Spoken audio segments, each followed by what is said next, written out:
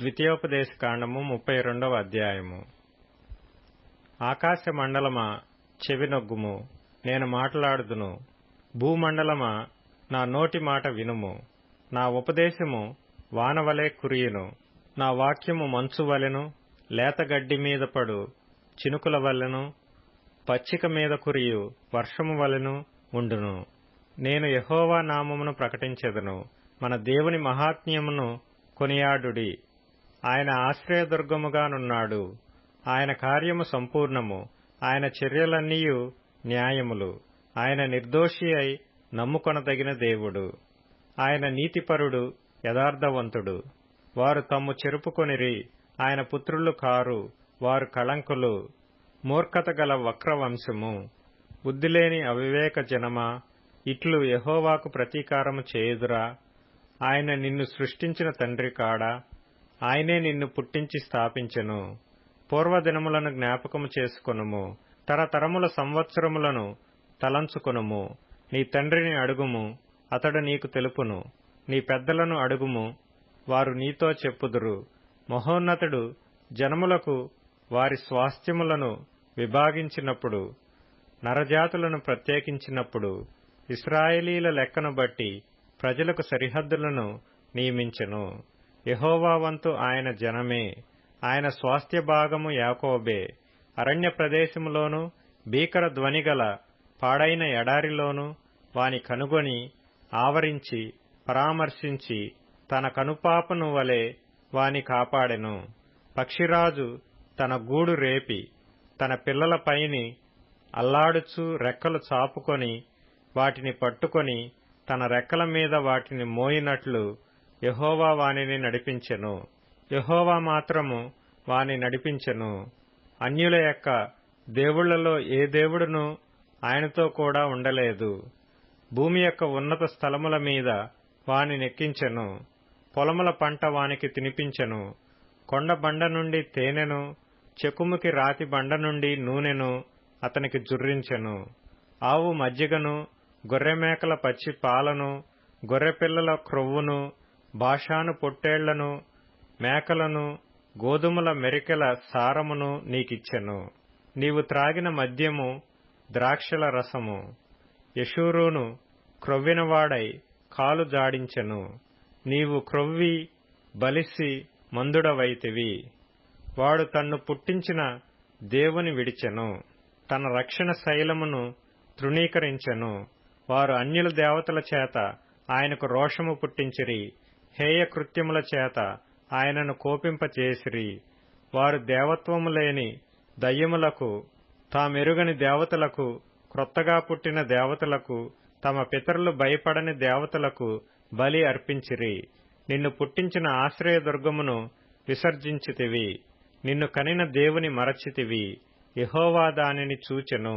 తన కుమారుల మీదను కుమార్తెల మీదను క్రోధపడెను, వారిని అసహ్యించుకొనెను. ఆయన ఇట్లనుకొనెను, నేను వారికి విముఖుడనై వారి కడపటి స్థితి ఏమగునో చూచెదను. వారు మూర్ఖ చిత్తము గలవారు, విశ్వాసము లేని పిల్లలు. వారు దైవము కాని దాని వలన నాకు రోషము పుట్టించిరి, తమ వ్యర్థ ప్రవర్తన వలన నాకు ఆగ్రహము పుట్టించిరి. కాబట్టి జనము కాని వారి వలన వారికి రోషము పుట్టింతును, అవివేక జనము వలన వారికి కోపము పుట్టింతును. నా కోపాగ్ని రగులుకొనును, పాతాళాగాధము వరకు అది దహించును. అది భూమిని దాని పంటను కాల్చును, పర్వతముల పునాదులను రవలబెట్టును.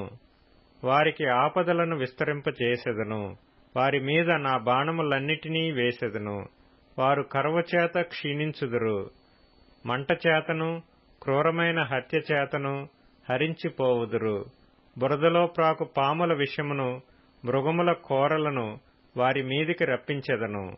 బయట ఖడ్గమును, లోపట భయమును, యవ్వనులను, కన్యకలను, శిశువులను, నెరసిన తల వెండ్రుకలు గలవారిని నశింపజేయును.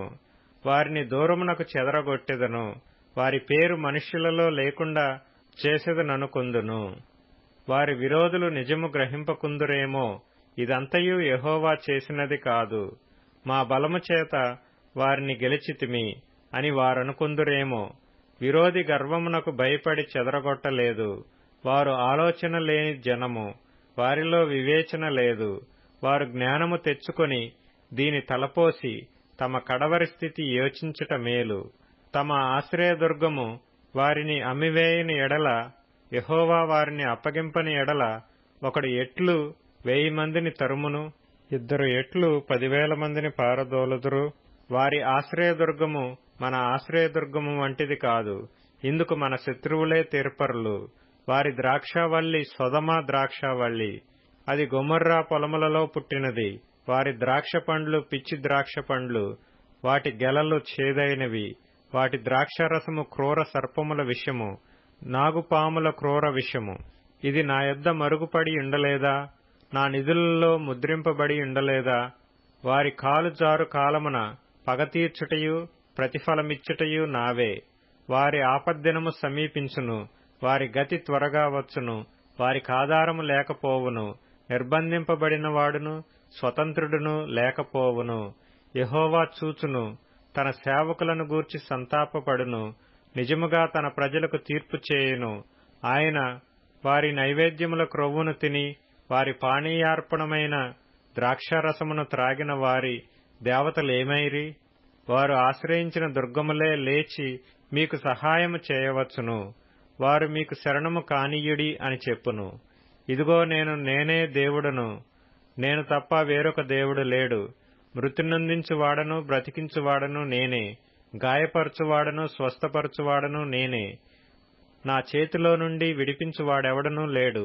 నేను తళతళలాడు నా ఖడ్గము నూరి నా చేత న్యాయమును పట్టుకొనిన ఎడల నా శత్రువులకు ప్రతీకారము కలుగజేసెదను. నన్ను ద్వేషించు వారికి ప్రతిఫలమిచ్చెదను.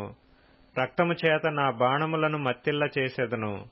చంపబడిన వారి రక్తమును, చెరపట్టబడిన వారి రక్తమును, శత్రువులలో వీరుల తలలను నా ఖడ్గము భక్షించును. నేను ఆకాశము తట్టు నా హస్తమెత్తి నా శాశ్వత జీవము తోడని ప్రమాణము చేయుచున్నాను. జనములారా, ఆయన ప్రజలతో కూడా ఆనందించుడి. హతులైన తన సేవకులను బట్టి ఆయన ప్రతిదండన చేయును. తన విరోధులకు ప్రతీకారము చేయును. తన దేశము నిమిత్తమును తన ప్రజల నిమిత్తమును ప్రాయశ్చిత్తము చేయును. మోషేయు నూను కుమారుడైన యెహోషువయు ఈ కీర్తన మాటలన్నీయు ప్రజలకు వినిపించిరి. మరియు మోషే ఈ మాటలన్నీయు ఇశ్రాయేలీలందరితో చెప్పి చాలించి మరలా వారితో ఇట్లనెను. మీతో సాక్ష్యముగా నేడు నేను పలికిన మాటలన్నిటినీ మీ మనస్సులలో పెట్టుకుని మీ సంతతి వారు ఈ ధర్మశాస్త్ర వాక్యములన్నిటినీ అనుసరించి నడుచుకొనవలెనని వారికి ఆజ్ఞాపింపవలెను. ఇది మీకు నిరర్ధకమైన మాట కాదు, ఇది మీకు జీవమే. మరియు మీరు స్వాధీనపరుచుకొనుటకు యొర్దానును దాటబోవుచున్న దేశములో దీనిని బట్టి మీరు దీర్ఘాయుష్మంతులగుదురు. ఆ దినమున యెహోవా మోషేతో ఇట్లనెను. యెరికో ఎదుటనున్న మోయాబు దేశమందలి అబారీమను ఈ పర్వతము అనగా నెబో కొండ ఎక్కి నేను ఇశ్రాయేలీలకు స్వాస్థ్యముగా ఇచ్చుచున్న కనాను దేశమును చూచి నీ సహోదరుడైన అహరోను హోరు కొండ మీద మృతి పొంది తన స్వజనుల యొద్దకు చేరినట్లు నీవు ఎక్కబోచున్న కొండ మీద మృతి పొంది నీ స్వజనుల యొద్దకు చేరుదువు. ఏలయనగా మీరు సీను అరణ్యములో కాదేషు మెరీబా నీళ్ల యొద్ద ఇశ్రాయేలీల మధ్యను నన్ను పరిశుద్ధపరచక ఇశ్రాయేలీల మధ్యను నా మీద తిరుగుబాటు చేసితిరి. ఎదురుగా ఆ దేశమును చూచెదవు కాని నేను ఇశ్రాయేలీలకిచ్చుచున్న ఆ దేశమున నీవు ప్రవేశింపవు. ద్వితీయోపదేశకాండము 33వ అధ్యాయము. దైవజనుడైన మోషే మృత్యునందకు మునుపు అతడు ఇశ్రాయేలీలను దీవించిన విధము ఇది. అతడిట్లనెను. యెహోవా సీనాయి నుండి వచ్చెను, శేయీరులో నుండి వారికి ఉదయించెను. ఆయన పారాను కొండ నుండి ప్రకాశించెను. వేవేల పరిశుద్ధ సమూహముల మధ్య నుండి ఆయన వచ్చెను. ఆయన కుడిపార్శ్వమున అగ్నిజ్వాలలు మెరియుచుండెను. ఆయన జనములను ప్రేమించును. ఆయన పరిశుద్ధులందరూ నీ వశమున నుందురు. వారు నీ పాదముల యొద్ద సాగిలపడుదురు. నీ ఉపదేశమును అంగీకరింతురు. మోషే మనకు ధర్మశాస్త్రమును విధించెను. అది యాకోబు సమాజ స్వాస్థ్యము. జనులలో ముఖ్యులను ఇశ్రాయేలు గోత్రములను కూడగా అతడు యెషూరూనులో రాజు ఆయను. రూబేను బ్రతికి చావకయుండునుగాక. అతని వారు లెక్కలేనంత మంది అగుదురు. యూదాను గూర్చి అతడిట్లనెను, యెహోవా యూదా మనవి విని అతని ప్రజల యొద్దకు అతనిని చేర్చుము. యూదా బాహుబలము అతనికి చాలునట్లు చేసి అతని శత్రువులకు విరోధముగా నీవతనికి సహాయుడివై యుందువు. లేవిని గూర్చి ఇట్లనెను, నీ తుమ్మీము నీ ఊరీము నీ భక్తునికి కలవు. మస్సాలో నీవు అతని పరిశోధించితివి. మెరీబా నీళ్ల యొద్ద అతనితో వివాదపడితివి. అతడు నేను వాణ్ణి నెరుగనని తన తండ్రిని గూర్చియు తన తల్లిని గూర్చియు అనెను. తన సహోదరులను లక్ష్యపెట్టలేదు, తన కుమారులను కుమారులని ఎంచలేదు. వారు నీ వాక్యమును బట్టి నీ నిబంధనను గైకొనిరి. వారు యాకోబునకు నీ విధులను ఇశ్రాయేలునకు నీ ధర్మశాస్త్రమును నేర్పుదురు. నీ సన్నిధిని ధూపమును నీ బలిపీఠము మీద సర్వాంగ బలిని అర్పించుదురు. యెహోవా అతని బలమును అంగీకరించుము, అతడు చేయు కార్యమును అంగీకరించుమి. అతని విరోధులను అతని ద్వేషించువారును లేవకుండునట్లు వారి నడుములను విరగగొట్టుము. బెన్యామీనును గూర్చి ఇట్లనెను, బెన్యామీను యెహోవాకు ప్రియుడు. ఆయన యొద్ద అతడు సురక్షితముగా నివసించును. దినమెల్లా ఆయన అతనికి ఆశ్రయమగును. ఆయన భుజముల మధ్య అతడు నివసించును. యోసేపును గూర్చి ఇట్లనెను, ఆకాశ పరమార్థముల వలన మంచు వలన క్రింద కృంగియున్న అగాధ జలముల వలన సూర్యుని వలన కలుగు ఫలములలోని శ్రేష్ఠ పదార్థముల వలన చంద్రుడు పుట్టించు శ్రేష్ఠ పదార్థముల వలన పురాతన పర్వతముల శ్రేష్ఠ పదార్థముల వలన నిత్య పర్వతముల శ్రేష్ఠ పదార్థముల వలన సంపూర్ణముగా ఫలించు భూమికి కలిగిన శ్రేష్ఠ పదార్థముల వలన యెహోవా అతని భూమిని దీవించును. పొదలో నుండి వాని కటాక్షము యోసేపు తల మీదకి వచ్చును. తన సహోదరులలో ప్రఖ్యాతి నొందిన వాని నడినెత్తి మీదికి అది వచ్చును. అతని వృషభమునకు మొదట పుట్టిన దానికి ఘనత కలదు. అతని కొమ్ములు గురుపోతు కొమ్ములు. వాటి వలన అతడు భూమ్యంతముల వరకు జనులను త్రోసివేయును. ఎఫ్రాయిము యొక్క 10,000ను మనష్షే యొక్క 1,000ను అలాగున నుందురు. జెబూలూనును గూర్చి ఇట్లనెను, జెబూలూను నీవు బయలువెళ్ళు స్థలమందు సంతోషించుము. ఇస్సాకారు నీ గుడారములందు సంతోషించుము. వారు జనములను కొండకు పిలిచిరి, అక్కడ నీతి బలులను అర్పింతురు. వారు సముద్రముల సమృద్ధిని ఇసుకలో దాచబడిన రహస్య ద్రవ్యములను పీల్చుదురు. గాదును గూర్చి ఇట్లనెను, గాదును విశాలపరచువాడు స్తుతింపబడును. అతడు ఆడు సింహము వలె పొంచియుండును, బాహువును నడినెత్తిని చీల్చివేయును. అతడు తన కొరకు మొదటి భాగము చూచుకొనెను, అక్కడ నాయకుని భాగము కాపాడబడెను. అతడు జనములోని ముఖ్యులతో కూడా వచ్చెను, యెహోవా తీర్చిన న్యాయమును జరిపెను. ఇశ్రాయేలీల యొద్ద యెహోవా విధులను ఆచరించెను. దానును గూర్చి ఇట్లనెను, దాను సింహపు పిల్ల, అది బాషాను నుండి దుమికి దాటును. నఫ్తాలిని గూర్చి ఇట్లనెను, కటాక్షము చేత తృప్తి పొందిన నఫ్తాలి, యెహోవా దీవెన చేత నింపబడిన నఫ్తాలి. పశ్చిమ దక్షిణ దిక్కులను స్వాధీనపరచుకొనుము. ఆషేరును గూర్చి ఇట్లనెను, ఆషేరు తన సహోదరుల కంటే ఎక్కువగా ఆశీర్వదింపబడును. అతడు తన సహోదరుల కంటే కటాక్షము నొందును. తన పాదములను తైలములో ముంచుకొనును. నీ కమ్ములు ఇనపవియు ఇత్తడివియు నయ్యుండును. నీవు బ్రతుకు దినములలో నీకు విశ్రాంతి కలుగును. యెషూరూను దేవుని పోలిన వాడెవడనూ లేడు. ఆయన నీకు సహాయం చేయుటకు ఆకాశవాహనుడై వచ్చును. మహోన్నతుడై మేఘవాహనుడగును. శాశ్వతుడైన దేవుడు నీకు నివాస స్థలము. నిత్యముగా నుండు బాహువులు నీ క్రింద నుండును.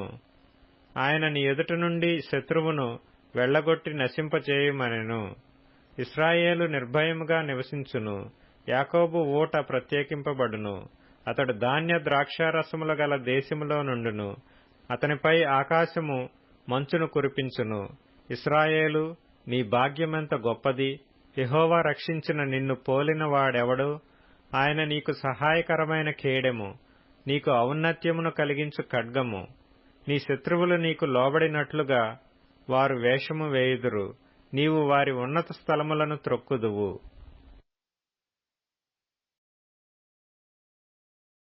ద్వితీయోపదేశకాండము 34వ అధ్యాయము. మోషే మోయాబు మైదానము నుండి యెరికో ఎదుటనున్న పిస్గా కొండ వరకు పోయి నెబో శిఖరమునకెక్కెను.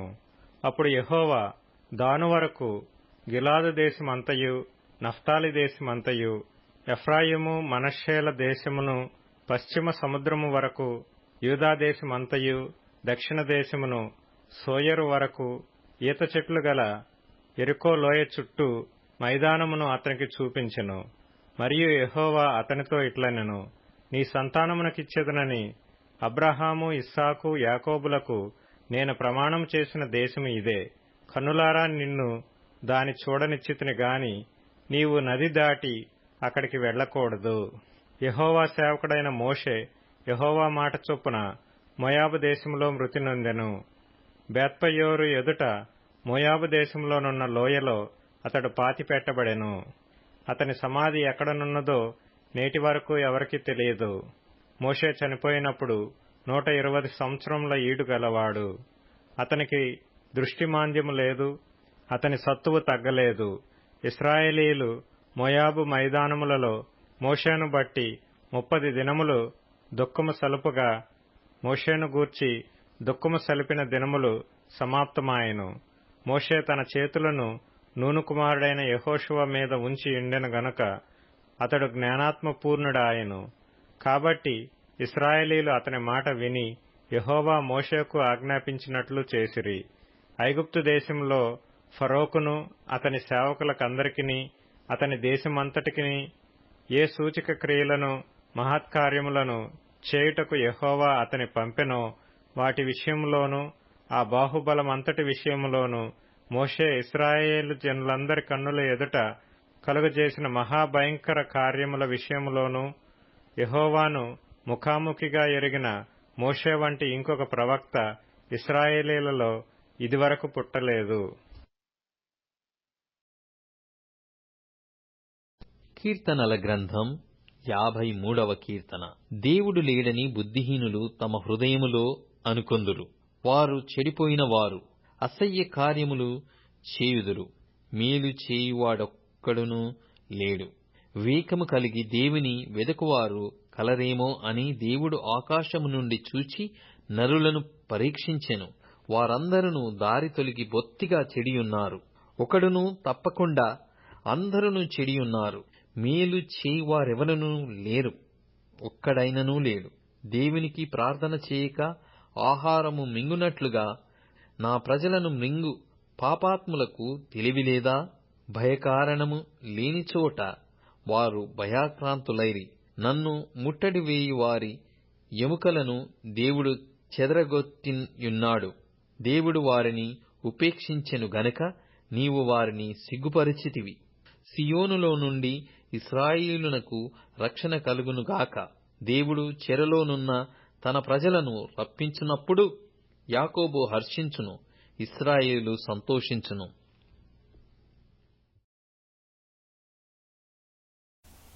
లూకా సువార్త 13వ అధ్యాయము. పిలాతు గలిలయులైన కొందరి రక్తము వారి బలులతో కలిపియుండెను. ఆ కాలమున అక్కడనున్న కొందరు ఆ సంగతి యేసుతో చెప్పగా ఆయన వారితో ఇట్లనెను, ఈ గలిలయులు అట్టి హింసలు పొందినందున వారు గలిలయులందరికంటే పాపులని మీరు తలంచుచున్నారా? కారని మీతో చెప్పుచున్నాను. మీరు మారు మనస్సు పొందని ఎడల మీరందరూ అలాగే నశింతురు. మరియు సిలోయములోని గోపురము పడి చచ్చిన ఆ 18 మంది యెరూషలేములో కాపురమున్న వారందరికంటే అపరాధులని తలంచుచున్నారా? కారని మీతో చెప్పుచున్నాను. మీరు మారు మనస్సు పొందని ఎడల మీరందరూ అలాగే నశింతురు. మరియు ఆయన వారితో ఈ ఉపమానము చెప్పెను. ఒక మనుష్యుని ద్రాక్ష తోటలో అంజూరపు చెట్టొకటి నాటబడి ఉండెను. అతడు దాని పండ్లు వెదక వచ్చినప్పుడు ఏమీ దొరకలేదు గనుక అతడు, ఇదిగో 3 ఏండ్ల నుండి నేను ఈ అంజూరపు చెట్టున పండ్లు వెదకవచ్చుచున్నాను గాని ఏమీ దొరకలేదు. దీనిని నరికివేయుము. దీని వలన ఈ భూమియు ఏలా వ్యర్థమైపోవలెనని ద్రాక్ష తోట మాలితో చెప్పెను. అయితే వాడు, అయ్యా, నేను దాని చుట్టూ త్రవ్వి ఎరువు వేయు మట్టుకు ఈ సంవత్సరము కూడా ఉండనిమ్ము. అది ఫలించినా సరి, లేని ఎడల నరికించి వేయుమని అతనితో చెప్పెను. విశ్రాంతి దినమున ఆయన యొక్క సమాజ మందిరములో బోధించుచున్నప్పుడు 18 ఏండ్ల నుండి బలహీనపరచు దయ్యము పట్టిన ఒక స్త్రీ అచట నుండెను. ఆమె నడుము వంగిపోయి ఎంత మాత్రమును చక్కగా నిలువబడలేకుండెను. యేసు ఆమెను చూచి రమ్మని పిలిచి, అమ్మా, నీ బలహీనత నుండి విడుదల పొందియున్నావని ఆమెతో చెప్పి ఆమె మీద చేతులుంచగానే ఆమె చక్కగా నిలువబడి దేవుని మహిమపరచెను. యేసు విశ్రాంతి దినమున స్వస్థపరిచినందున ఆ సమాజ మందిరపు అధికారి కోపముతో మండిపడి జనసమూహమును చూచి, పనిచేయదగిన 6 దినములు కలవు గనుక ఆ దినములలోనే వచ్చి స్వస్థత పొందుడి, విశ్రాంతి దినమందు రావద్దని చెప్పెను. అందుకు ప్రభువు, వేషధారులారా, మీలో ప్రతివాడును విశ్రాంతి దినమున తన ఎద్దునైనను గాడిదనైనను గాడి యొద్ద నుండి విప్పి తోలుకొని పోయి నీళ్లు పెట్టును గదా. ఇదిగో 18 ఏండ్ల నుండి సాతాను బంధించిన అబ్రహాము కుమార్తె అయిన ఈమెను విశ్రాంతి దినమందు ఈ కట్ల నుండి విడిపింపదగదా అని అతనితో చెప్పెను. ఆయన ఈ మాటలు చెప్పినప్పుడు ఆయననెదిరించిన వారందరూ సిగ్గుపడిరి. అయితే జనసమూహమంతయు ఆయన చేసిన ఘనకార్యములన్నిటినీ చూచి సంతోషించెను. ఆయన దేవుని రాజ్యము దేనిని పోలియున్నది? దేనితో దాని పోల్తును? ఒక మనుష్యుడు తీసుకొని పోయి తన తోటలో వేసిన ఆవగింజను పోలియున్నది. అది పెరిగి వృక్షమాయెను. ఆకాశ పక్షులు దాని కొమ్మలయందు నివసించెననెను. మరలా ఆయన దేవుని రాజ్యమును దేనితో పోల్తును? ఒక స్త్రీ తీసుకొని అంతయు పులిసి పొంగు వరకు 3 కుంచముల పిండిలో దాచిపెట్టిన పుల్లని పిండిని పోలియున్నదని చెప్పెను. ఆయన యెరూషలేమునకు ప్రయాణమై పోవుచు బోధించుచు పట్టణములలోను గ్రామములలోనూ సంచారము చేయుచుండెను. ఒకడు, ప్రభువా, రక్షణ పొందువారు కొద్దిమందేనా అని ఆయనను అడుగగా ఆయన వారిని చూచి, ఇరుకు ద్వారమున ప్రవేశింప పోరాడుడి. అనేకులు ప్రవేశింపజూతురు గాని వారి వలన కాదని మీతో చెప్పుచున్నాను. ఇంటి యజమానుడు లేచి తలుపు వేసిన తరువాత మీరు వెలుపల నిలిచి తలుపు తట్టి, అయ్యా, మాకు తలుపు తీయమని చెప్పనారంభించినప్పుడు ఆయన మీరెక్కడివారో మిమ్మును ఎరుగనని ఉత్తరము మీతో చెప్పును. అందుకు మీరు, నీ సముఖమందు మేము తిని త్రాగుచుంటిమే, నీవు మా వీధులలో బోధించితివే అని చెప్పసాగుదురు. అప్పుడాయన, మీరెక్కడివారో మిమ్మును ఎరుగనని మీతో చెప్పుచున్నాను, అక్రమము చేయు మీరందరూ నా యొద్ద నుండి తొలగిపొండని చెప్పును. అబ్రహాము, ఇస్సాకు, యాకోబులను సకల ప్రవక్తలను దేవుని రాజ్యంలో ఉండుటయు మీరు వెలుపలికి త్రోయబడుటయు మీరు చూచున్నప్పుడు మీరు ఏడ్చుచు పండ్లు కొరుకుదురు. మరియు జనులు తూర్పు నుండి పడమట నుండి ఉత్తరము నుండి దక్షిణము నుండి వచ్చి దేవుని రాజ్యమందు కూర్చుందురు. ఇదిగో, కడపటి వారిలో కొందరు మొదటివారగుదురు, మొదటి వారిలో కొందరు కడపటివారగుదురని చెప్పెను. ఆ గడియలోనే కొందరు పరిసయ్యులు వచ్చి, నీవిక్కడ నుండి బయలుదేరి పొమ్ము, హేరోదు నిన్ను చంపగోరుచున్నాడని ఆయనతో చెప్పగా ఆయన వారిని చూచి, మీరు వెళ్ళి ఆ నక్కతో ఈలాగు చెప్పుడి, ఇదిగో, నేడును రేపును నేను దయ్యములను వెళ్ళగొట్టుచు రోగులను స్వస్థపరచుచు నుండి 3వ దినమున పూర్ణ సిద్ధి పొందెదను. అయినను నేడు రేపు ఎల్లుండి నా త్రోవను నేను పోవుచుండవలెను. ప్రవక్త యెరూషలేమునకు వెలుపల నశింప వల్లపడదు. యెరూషలేమా, యెరూషలేమా, ప్రవక్తలను చంపుచు నీ యొద్దకు పంపబడిన వారిని రాళ్లతో కొట్టుచు ఉండుదానా? కోడి తన పిల్లలను తన రెక్కల క్రింద ఎలాగు చేర్చుకొనునో అలాగే ఎన్నో మారులు నేను నీ పిల్లలను చేర్చుకొనవలెనని ఉంటిని గాని మీరొల్లకపోతిరి. ఇదిగో, మీ ఇల్లు మీకు పాడుగా విడువబడుచున్నది. ప్రభువు పేరట వచ్చువాడు స్తుతింపబడునుగాకని మీరు చెప్పు వరకు మీరు నన్ను చూడరని మీతో చెప్పుచున్నానెను.